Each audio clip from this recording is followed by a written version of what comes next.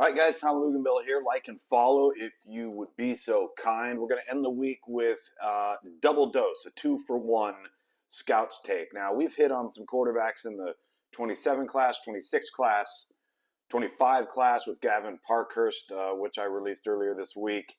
I'm going to focus on two 2028 class kids. Now, I'm often extremely cautious placing labels or grades or making definitive statements when you are watching a player in the sport of football that's 13, 14 years old, maybe is just going into his freshman year.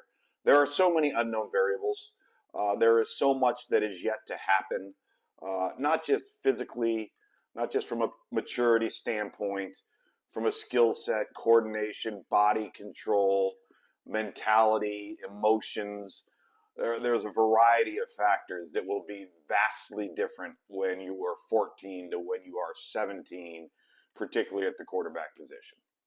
But earlier in the week, as we were going through our batch of prospects to get done for our individual deadlines for player evaluations, I ran across two 2028 quarterbacks that I think have a chance to be special. Now, what we do is we give an initial label or a grade that gives myself and our staff an idea of where we think a player will be projected. So that's either going to be at the non-FCS level, the FCS level, the group of 5 level, the power 5 level, and then we have a category that's reserved for what we call EP5, the elite power 5, meaning if we give a player that grade, we believe that they exhibit traits that is going to attract the likes of an Ohio State, an Alabama, a Georgia, a Texas, an Oklahoma, Clemson, so on and so forth. The elite of the elite. And I rarely give those grades to 2028 class kids, but I did it this week for two. So let's start off with Jaden Wade, who has been a starter on the varsity for IMG, and he's only an 8th grader. He's about 6'2.5", maybe just under 6'3", about 190 pounds, and can do things physically that 8th graders don't do. He's bigger than Julian Lewis was when Julian was coming out at this same stage. Very similar arm strength and arm talent. One of the things that I think is interesting about Jaden Wade is his ability to throw the ball down low, alter arm angles, get the ball out in an unorthodox manner if he needs to.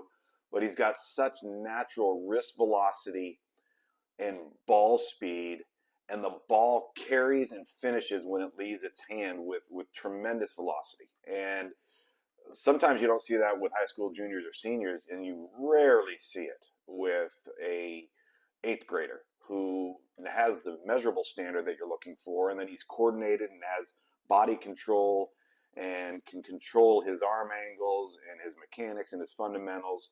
I think this kid has a chance to be special. Time will tell, but he exhibits physical traits that are extremely, extremely rare. Second player I want to hit on, Neiman Lawrence, player out of South Florida.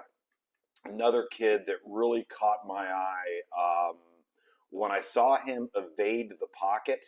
Now, he's about 6'2", maybe 6'1", not quite as big as Jaden Wade. But when he evaded the pocket and was on the move, and I kept having to say to myself, this kid's in 8th grade, this kid's in 8th grade. And the throws that he was making, off platform, off balance, back across his body, where he was fitting the ball into, placing the spot into a catchable, the ball into a catchable spot where only his target could get it. Really displayed for a younger player excellent decisiveness, got the ball out on time, showed the ability to layer the football depending on what type of throw it needed to be. Really threw the deep corner route, I thought, really, really well. Good footwork, good platform.